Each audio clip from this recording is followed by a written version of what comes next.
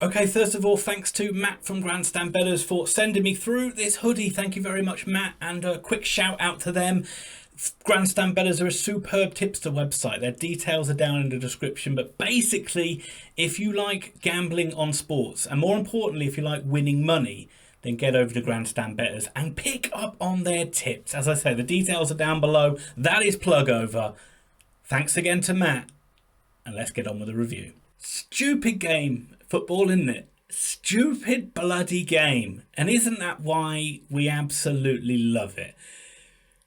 Somehow, by hook or by crook, this season is still alive. And at times tonight, I'm not sure how it was. And in a game where simply Oxford United had to win and worry about what everybody else does later, and that will certainly be the case for the next two games. And they did. Amazingly, that they did get the job done. We got the job done against a top six side. It finished Oxford United 1, Milton Keynes Dons 0. And Oxford did leave it very late. It was a 85th minute winner by Billy Bodin that was the difference in this game. Don't get many 1-0s, do we? But this one certainly wasn't a dour 1-0. It had all the thrills and spills and excitement of two very good footballing sides. And you kind of saw 45 minutes from both sides, really, of how good that they can be. Very similar to the game that was played up at Stadium MK back in December. And I'll go over that in a little bit. But 4-3-3 for Oxford. One change. Saw a midfield three of Brannigan, Kane and Sykes, and then Holland, White and Taylor up front. No question marks over White and Holland in particular. And I don't think they had a very good game. And in fact, Oxford United in the first half were absolutely terrible in this game. We were very lucky to be 0-0 at half-time. For large periods of the first half, all over us. So good on the ball, so composed. One of the best sides. I would say the best side at pressing, at denying space. Oxford really didn't have any time on the ball, and the likes of Kane and Brannigan, Sykes, take your pick really, take a number, White, Holland, everybody really struggled to get on the ball. It meant Oxford's passing was very sloppy. It meant we just kept giving the ball back to MK Dons time and time again, and it just seemed that they were laying siege on our goal. And really, it was a backs to the wall defensive job. A little bit lucky at times, which saw us going 0-0 at half time. The most notable one was Parrott, who went clean through, and he got there ahead of Stevens, put the ball beyond Stevens, but Kieran Brown, who probably was Oxford's man of the match, got back to clear it off the line to keep it 0-0.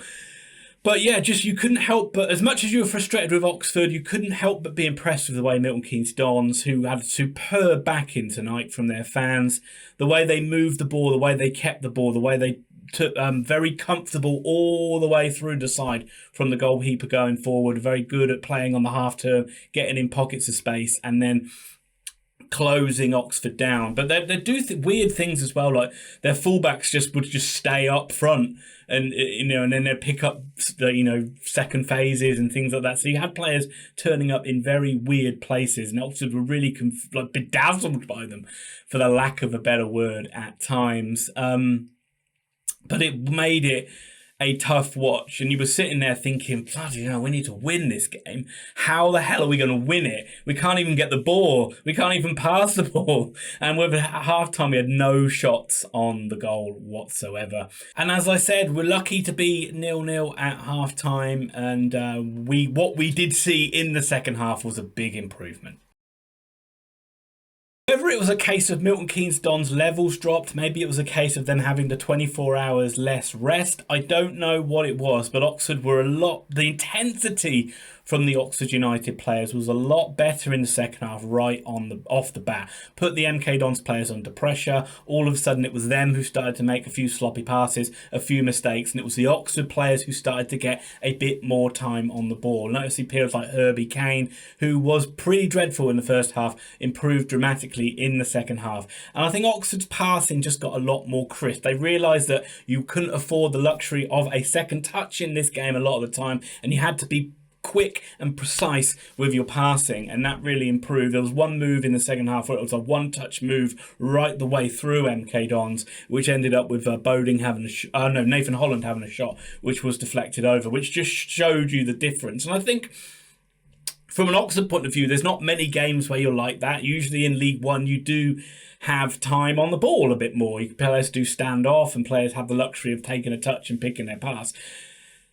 And Oxford needed to just get up to speed of the game a little bit. And then once they did, we saw the quality of what we can do from an attacking point of view. And it was a excellent second half showing from Oxford. All that was missing was the goal. We were knocking on the door. We were creating chances. We had God knows how many long throw-ins and corners into the box. And just that final ball, the final pass just wasn't right. I mean, at one point, Luke McNally was on the edge of the box, gave the ball away. MK Dons broke. He came to McNally again. I think he gave the ball away again, and MK Dons nearly scored from it. So nearly a double balls up from McNally. But it showed and it highlighted the frantic nature of the game, and everybody was just hoping for that special moment. And it did arise. And I must say, I don't think Gavin White had a good game today. I'm going to hold off a lot of criticism for players. Oxford won the game. I thought Nathan Holland was quiet in the first half. He did improve a lot in the second half. And but he was replaced by the eventual match winner, Billy Bodin. And we saw Ryan Williams come on, and we saw Marcus Brown come on as well as a final throw of the dice. Great to see Marcus Brown back, but when he goes down, boy, you are scared every time he's kind of near a player. And the final goal actually came from Oxford forcing MK Dons into mistake. They constantly like to play out from the back. Poor ball out from the keeper. It was intercepted. I think it was intercepted. It was either intercepted by Brown or by Williams, the ponytailed guys. They look very similar from behind. It was one of them. I don't know. It probably was. Must have been Williams, because Brown's on the other side of the pitch. Williams intercepted it, got it into Taylor. A quick layoff from Taylor into Bodin. Bodin was in on goal, hits his shot, goes into the back of the net. Oxford get the victory. Oxford hold on at the end of the game after that. Great scenes, great that the season still means something heading into these final two games. And full credit to the players for finding a way to win in that game. We saw the best and worst of Oxford against Fleetwood, and in a way we saw that tonight. We saw kind of like the best and worst of our passing display from an attacking point of view in this game. But it certainly improved as the game went on, and I think that in the end deserved to win it. It's a very Oxford United hat-on thing to say, but I think we had a really good second half showing. But I just can't believe it was only 1-0. These scorelines have just been so few and far between that we keep a clean sheet. So that's great for Jack Stevens. He keeps a clean sheet. And you just would have thought there'd be more goals just from two very, very good footballing teams. You can see why MK Dons are up there. They've been on a hugely long unbeaten run. That's 2 defeats for them in a row now, just when it looked like they were going to clinch that second automatic berth. It's just gone wrong from them at the wrong time. But they were very impressive and a very good side. But Oxford did prove that we are a good side ourselves, and that is why we've been up and around the playoff spots all season. We can keep going back over it. Like that Morecambe game is going to sit with me forever, I think, just in my mind. The what ifs of the Morecambe game, but I got to get over it. But this game was so weird. This game was so parallel to the game we had at Stadium MK. The first half of that game, MK Dons passed it around us for fun. Oxford made it look quite foolish. But the only difference was we went in 1-0 down that day, and we didn't today. And then second half, Oxford played a lot better, a lot more intense, forced MK Dons into mistakes, created chances, and the winning goal came from a bit of a mess up from the defence and the goalkeeper. Which is what happened again today. So weird that you have 2 games played like that. And what can we say other than just an enjoyable game of football, a great win for Oxford United, roll on to Rotherham. I'm going to go. Bloody hell, I haven't been to a game for yonks, but I'm going to go. Ha ha! Rotherham away. They won last time I went to watch them play Rotherham away.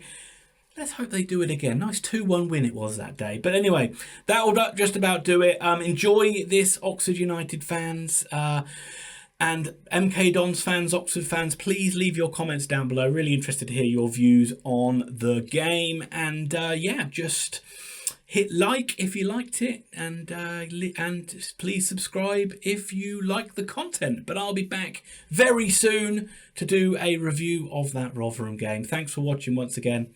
Have a good evening.